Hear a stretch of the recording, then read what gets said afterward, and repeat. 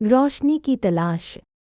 रानी 12वीं कक्षा में पढ़ने वाली एक साधारण लड़की थी। गांव के छोटे से स्कूल में उसकी गिनती तेज दिमाग और अच्छे व्यवहार वाली छात्रा के रूप में होती थी। उसके पिता मजदूरी करते थे और माँ घर में सिलाई बुनाई करके किसी तरह घर का खर्च चलाती थी। गरीबी थी लेकिन रानी के सपने बड़े थे। वह चाहती थी कि आगे पढ़कर शिक्षक बने और गांव की लड़कियों को पढ़ाए ताकि कोई अंधेरे में न रहे। लेकिन हालात हमेशा इंसान के सपनों का साथ नहीं देते।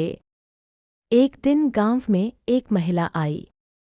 उसने खुद को सोशल वर्कर बताया और कहा कि शहर में लड़कियों को पढ़ाई और नौकरी का अच्छा मौका मिलता है। उसने रानी की माँ से कहा, आपकी बेटी बहुत होनहार है, मैं उसे एक अच्छे हॉस्टल में रखूंगी, पढ़ाई कराऊंगी और नौकरी भी दिलाऊंगी। गरीबी में फंसी माँ को यह सुनकर उम्मीद की किरण नजर आई। रानी भी सोचने लगी कि शायद यही मौका है जिससे वह अपने सपने पूरे कर पाए। कुछ ही दिनों बाद वह महिला रानी को अपने साथ शहर ले गई। शहर पहुंचकर रानी को एक अंधेरे कमरे में बंद कर दिया गया।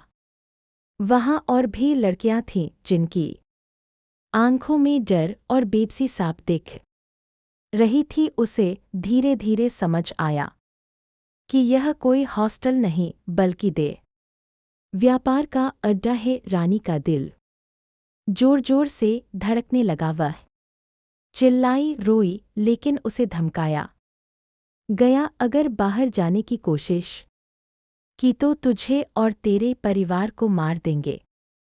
रानी ने ठान लिया कि वह टूटेगी नहीं।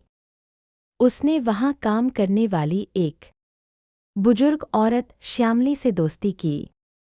श्यामली भी कभी धोखे से लाई गई थी, लेकिन अब भागने की हिम्मत खो चुकी थी। रानी ने धीरे धीरे पुलिस की हेल्पलाइन नंबर और एनजीओ के बारे में जानकारी इकट्ठा की। एक दिन मौका पाकर उसने बाहर फेंकी गई अखबार से नंबर नोट कर लिया और चुपके से एक ग्राहक का फोन उठाकर हेल्पलाइन पर कॉल कर दिया। कुछ दिनों बाद पुलिस और एनजीओ की टीम ने उस अड्डे पर छापा मारा। वहां से कई लड़कियां आज़ाद हुईं, जिनमें रानी भी शामिल थी।